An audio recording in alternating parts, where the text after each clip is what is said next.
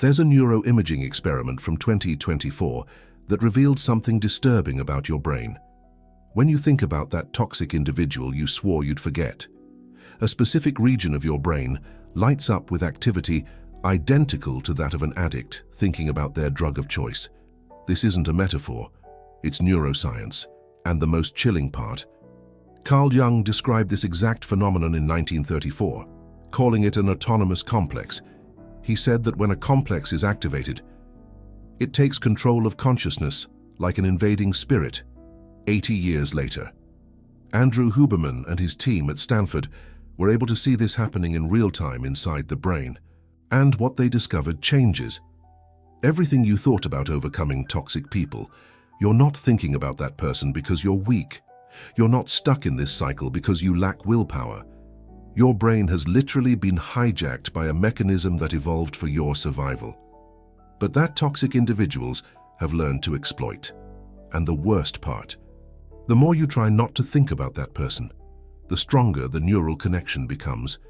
Each time you catch yourself reliving that conversation, mentally replaying what you should have said, imagining scenarios of confrontation or reconciliation, you are literally strengthening the brain circuits that keep you trapped. It's a neurological paradox that Jung predicted and Huberman confirmed. Over the next few minutes, I'm going to reveal exactly what's happening in your brain when you think about that toxic individual. I'll show you why traditional advice of simply moving on doesn't work and actually makes the problem worse. And I'll give you a hybrid protocol that combines Jungian integration with Huberman's neuroscience to finally break this cycle. But I need to warn you, what you're about to discover may be uncomfortable, because the reason you can't forget this person reveals something deep about yourself. Hold on tight, because what Jung discovered about this will make you question everything. Jung identified that when someone affects us disproportionately, when we can't stop thinking about someone, even though we know they're toxic to us, we're not just dealing with memory. We're dealing with what he called a constellated complex. A complex, in Jungian psychology, is a collection of emotions, memories, and behavior patterns organized around a central theme. And here's the part that no one tells you. The complex operates autonomously. It has its own psychic energy. It can take control of your consciousness without your permission. Think about a moment when you least expect it, and suddenly a thought about that person invades your mind.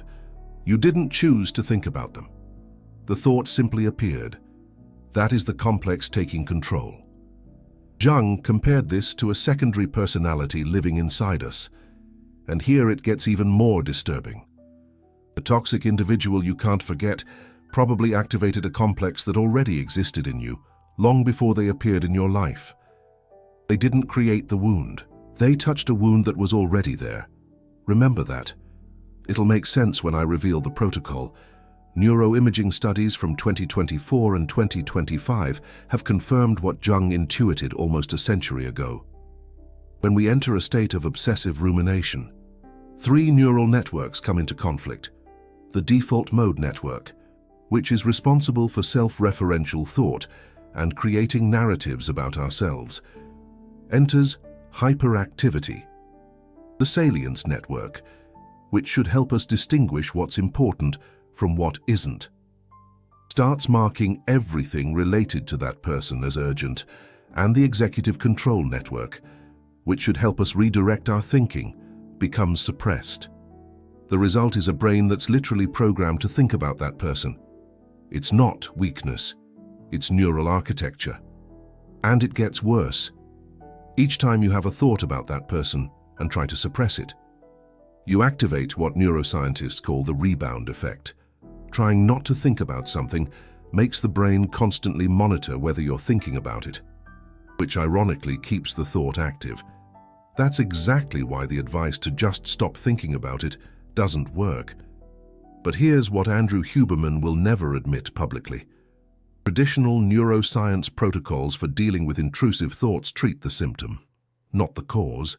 They teach you techniques of cognitive interruption, breathing, redirection of attention, and these techniques may give temporary relief, but they don't solve the reason why that specific person affects you so deeply. For that, we need to go back to Jung. Jung discovered that when we can't free ourselves from someone, it's because that person carries a projection of our own. They represent something that exists in us, but that we don't recognize. It might be our own capacity for manipulation that we deny. It might be our desire for power that we repress.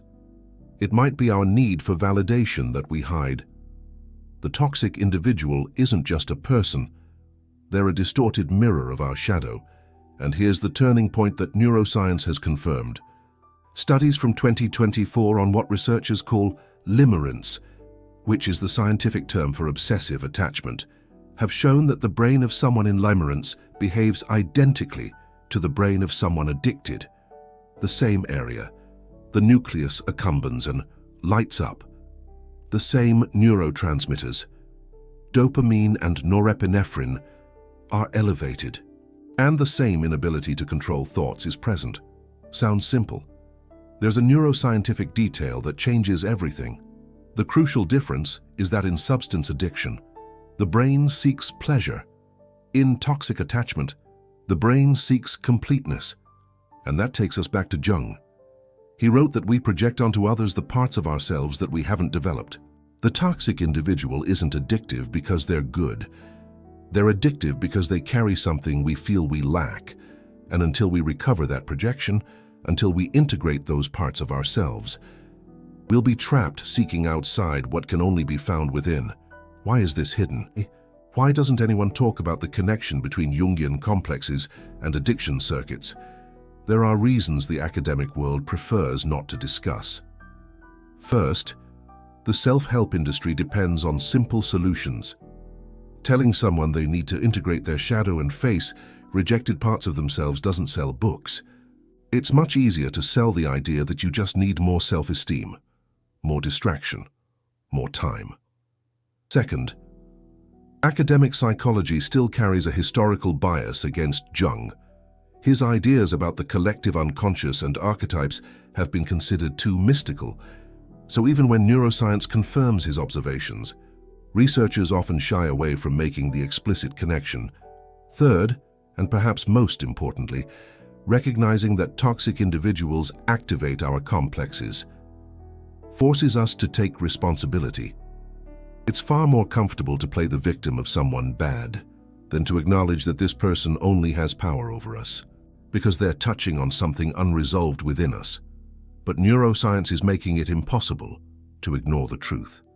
Recent studies on the dorsolateral prefrontal cortex, the area of the brain responsible for inhibiting unwanted thoughts, show that this region communicates directly with the hippocampus, where memories are stored. When you manage to stop an intrusive thought, it's because your prefrontal cortex has successfully suppressed the activation of the hippocampus. But when you have an active complex, this communication is disrupted. The complex acts as a bypass, allowing memories and emotions to surface, without passing through the executive filter. Jung knew this.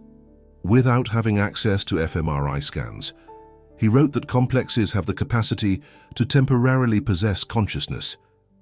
And that's exactly what we see in neuroimaging studies. An autonomous activation that escapes executive control. Neuroscience has proven that Jung was right about the mechanism.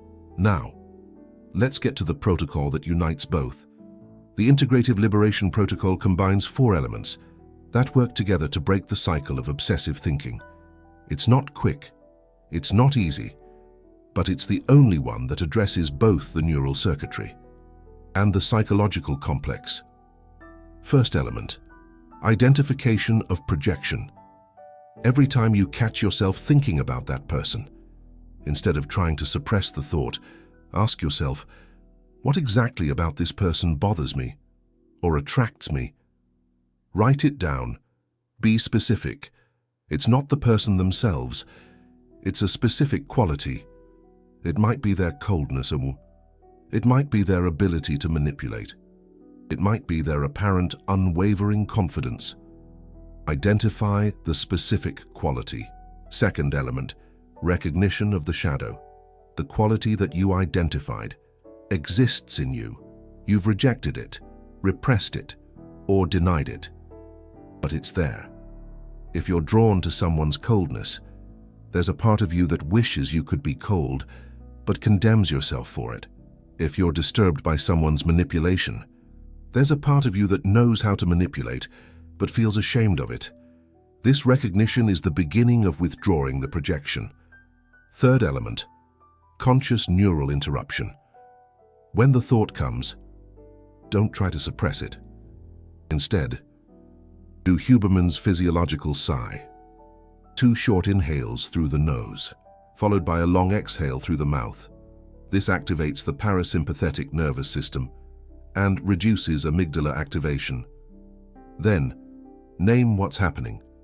Say mentally, my abandonment complex has been activated, or my power complex has been activated, or whatever the complex may be. The act of naming recruits the prefrontal cortex and helps to regain executive control. Fourth element, active integration. Set aside 10 minutes a day for what Jung called active imagination. Sit in silence, close your eyes, and allow the image of that person to appear. But instead of repeating the same memories, ask the image questions. Ask, what do you represent in me? What are you trying to show me? Don't force answers, just observe what emerges. This practice gradually reintegrates the projection and reduces the emotional charge associated with the person. The secret protocol that unites both is in the combination. Neuroscience gives you the tools to interrupt the cycle in the moment. Jungian psychology gives you the path to resolve the root cause. You've just discovered why your brain keeps you stuck thinking about toxic individuals. You understood that it's not weakness, it's neural architecture. You've learned that the toxic person is a mirror of your unintegrated shadow, and you've received a protocol that combines the best of modern neuroscience with the wisdom of Jung. This connection between autonomous complexes and addiction circuits has been ignored by academia for decades. The self-help industry prefers quick fixes that don't work. Academic psychology is still biased against Jung, and few channels have the courage to bridge this gap. Because it requires deep study on both sides. The super thanks isn't just financial support. It's you saying, keep revealing what they're hiding. When you click on the golden heart below the video, you're funding the next revelation. You're becoming part of a group that understands that neuroscience without psychological depth is incomplete. That protocols without integration are merely palliative. Every super thanks allows me to dedicate more time to researching these connections that academia prefers to ignore. Now, let me go deeper into something that few talk about. There's a phenomenon that Jung observed, and that neuroscience is only beginning to map. He noticed that the more we reject a part of ourselves, the more it appears projected onto other people. If you have multiple toxic people in your life, it's not bad luck. It's a pattern, and the pattern reveals which complex is most active. Think about your history. How many times have you found yourself in similar situations with different people? The controlling partner, the manipulative boss, the friend who always needs to be the center of attention. Different people, same pattern. Jung would say that you're attracting these people because you have something unresolved that needs to be worked through. Huberman would say that your neural circuits have been conditioned to recognize and respond to this type of person automatically. They're both right. And that means that simply walking away from a toxic individual without doing the internal work will only cause another toxic individual to appear, to take their place on the universe. Or if you prefer, your unconscious will continue sending people who activate the same complex until you integrate it. 2025 studies on relationship patterns confirmed this. Researchers followed people who ended toxic relationships for 5 years. Those who only walked away, without doing therapy or internal work, had an 83% chance of entering another relationship with similar dynamics. Those who did therapy focused on attachment patterns had 51%, but those who combined therapy with shadow integration work had only 22% reoccurrence. Remember when I talked about the complex having its own energy? This is crucial to understanding the next part. Jung observed that an unintegrated complex doesn't sit around waiting. It actively seeks out situations and people that will activate it. It's as if an autonomous part of your psyche is in control of your relational choices. Without you knowing, you think you're choosing freely, but in reality, you're being guided by an unconscious pattern. Neuroscientifically speaking, this manifests through the salience network. Your brain learns to flag certain characteristics as important. If you grew up with an emotionally unavailable parent, your brain will mark emotional unavailability as familiar and therefore safe. Even when consciously you want someone available, your salience network will direct your attention towards unavailable individuals. And here's where what Huberman discovered about dopamine and unpredictability comes into play. Emotionally unavailable or inconsistent people activate the dopamine circuits more than stable people. Why? Because dopamine responds to the uncertainty of reward, not the reward itself.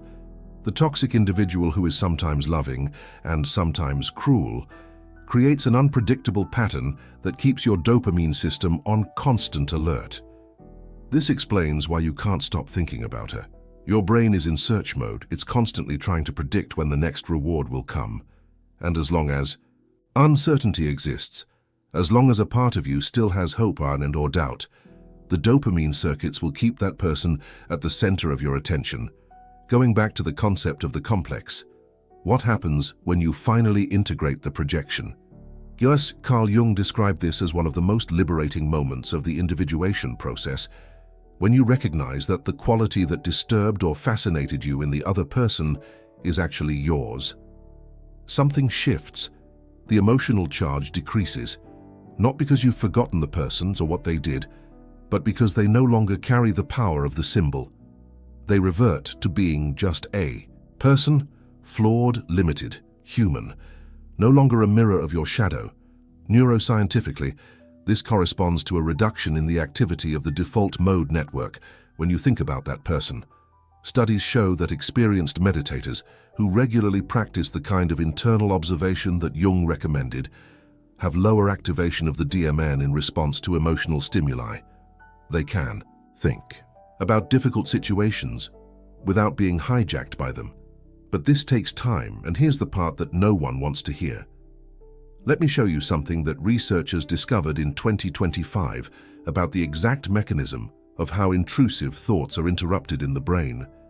The right dorsolateral prefrontal cortex and the anterior area of the ventrolateral prefrontal cortex are the regions responsible for stopping unwanted thoughts. But here's the crucial detail. These same regions that stop motor movements, like when you were going to grab something and stop midway, are the ones that stop thoughts. The brain uses the same circuit to stop actions and to stop thoughts. Researchers discovered that when you transition from stopping an action to stopping a thought, these prefrontal regions shift from modulating the motor area M1 to modulating the hippocampus. It's a distinct mnemonic control system, and when this system is damaged or suppressed by chronic stress, you lose the ability to stop intrusive thoughts. You know what this means in practice. It means that people under chronic stress, which is exactly the state of someone dealing with toxic relationships, have impaired ability to stop thoughts. The very stress caused by the toxic individual damages the brain system that would allow you to stop thinking about them. It's a neurological vicious cycle. Jung would have described this as the autonomous complex gaining more energy. The more you fight against it, the energy you spend resisting feeds the complex. And neuroscience proves that the attempt to suppress actually strengthens the neural connections associated with the unwanted thought. Now it gets even more complex. The 2024 studies on limerence, that obsessive attachment I mentioned before, revealed that this state isn't just emotional. It's completely involuntary and overwhelming. People who experience limerence have intrusive thoughts about the object of fixation. that can persist for years, not months, years. And these thoughts are motivated simultaneously by doubt and hope. That combination of doubt and hope is the perfect fuel for the dopamine system. The uncertainty keeps the brain in constant search. The hope, even minimal, prevents emotional closure. And the doubt fuels the endless rumination. It's exactly the pattern that toxic individuals, consciously or unconsciously, create in their victims. Researchers noted that symptoms of limerence overlap significantly with symptoms of obsessive-compulsive disorder. This is because the same brain circuits are involved. Rumination acts as a self-reinforcing cycle that sustains. Emotional dysregulation. The more you ruminate, the more emotionally dysregulated you become. And the more dysregulated, the more you ruminate. Here's something that few connect. The practice of mindfulness and acceptance-based approaches work not because they suppress thoughts, but because they encourage what researchers call decentering. Instead of fighting the thought or merging with it, you learn to observe it from a position of non-judgmental awareness, and that offers another path to disengage from maladaptive cognitive cycles. Jung called this creating an observing ego, the part of you that can watch the thoughts without being dragged down by them. Huberman would talk about activating the medial prefrontal cortex through the practice of emotional labeling. Both are describing the same phenomenon from different perspectives, but there's more. Studies from August of 2025 revealed something about adolescence that applies to adults too. The neural propensity for rumination is linked to specific connectivity between brain regions.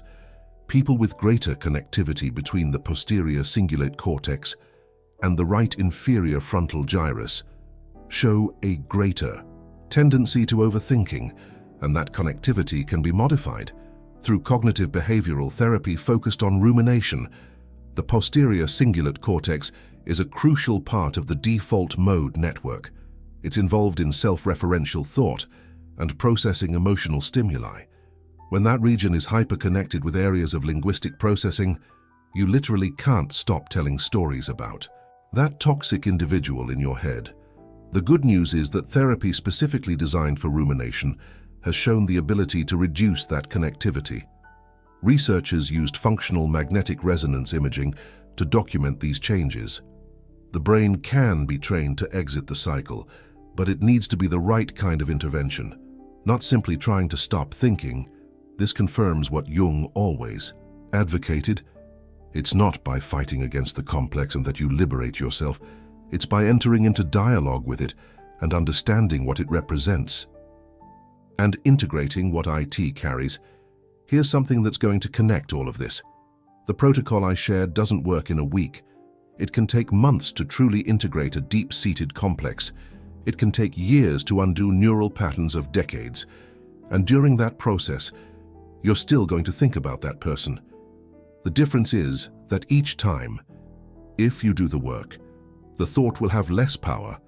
The emotional charge will gradually diminish until one day you realize that you thought about that person and felt nothing but a slight curiosity about how you could have been so affected. The complete protocol to practice daily includes specific moments. In the morning, before looking at your phone, do 5 minutes of conscious breathing. Use the physiological sigh to activate the parasympathetic nervous system. Then, write one sentence about how you're feeling. Name any anxiety or thoughts about the toxic individual that surfaced during the night. Just naming it already recruits the prefrontal cortex during the day. When the thought comes, don't fight it. Observe it. Ask yourself internally, what complex is being activated now? What part of me is reacting? Then, do the physiological sigh and return to the activity you were doing. Don't try to solve anything in the moment. Just observe and interrupt the cycle of rumination. At night, set aside 10 minutes for active imagination. Allow images, memories, or fantasies about the person to surface, but instead of getting lost in them, observe them like a curious spectator. When the emotion comes, ask, What is this emotion trying to tell me? Write down any insights that arise. Once a week. Review your notes. Look for patterns. Which complex was most activated? What quality of the person appeared most often? This gives you a map of your internal work. What's really at stake here is bigger than just getting over one person. Jung wrote that the encounter with the shadow is the essential learning of the first half of life. Without it, we spend our lives reacting to projections, being controlled by complexes, repeating patterns. The toxic individual haunting you isn't the problem. They are the messenger, the invitation to a work that you were avoiding. Huberman would say that your brain is plastic, that the circuits that keep you trapped can be reconfigured, that new neural connections can be formed, but he'd also admit that this requires consistent practice, time, and patience. The union of these two perspectives gives you something powerful. The psychological depth of Carl Jung to understand why you're stuck. The neuroscientific tools of Andrew Huberman for how to break free. Separated, they're incomplete. Together, they offer a real path. When deep psychology meets neuroscience, the awakening is inevitable. 100 years separate Jung's discovery from Huberman's validation. You don't need to wait any longer. The work starts now. Before we finish, let me tell you something that Jung wrote at the end of his life. He said that the greatest discovery of his career wasn't the collective unconscious, or the archetypes, or the psychological types. It was realizing that the most difficult people in our lives are our greatest teachers, not because they teach us pretty lessons, but because they force us to look at parts of ourselves that we'd rather ignore. The toxic individual haunting you is offering you a gift disguised as torment. They're showing you where you are still not free, where your complex still has power, where your shadow still hasn't been integrated. And paradoxically, the more they bother you, the more important is the work that they're revealing. Huberman would say that your brain is designed to solve incomplete problems. Intrusive thoughts are the brain trying to process something that hasn't been resolved. And the only way to really resolve it is not to run away from the thought. It's to go toward it, understand what it represents, integrate what it carries. Jung drew the map of the psyche. Huberman is translating that map into the language of neural circuits. And you, now, have access to both. Use it. Now I need to hear from you. In the comments, be honest. How many months or years have you been mentally replaying conversations with that toxic individual? You don't need to give details, just the number. And if you recognized which complex that person activated in you, write one word that summarizes it. It could be abandonment, power, validation, control. One word. Let's see how many of us are dealing with the same complexes without knowing it.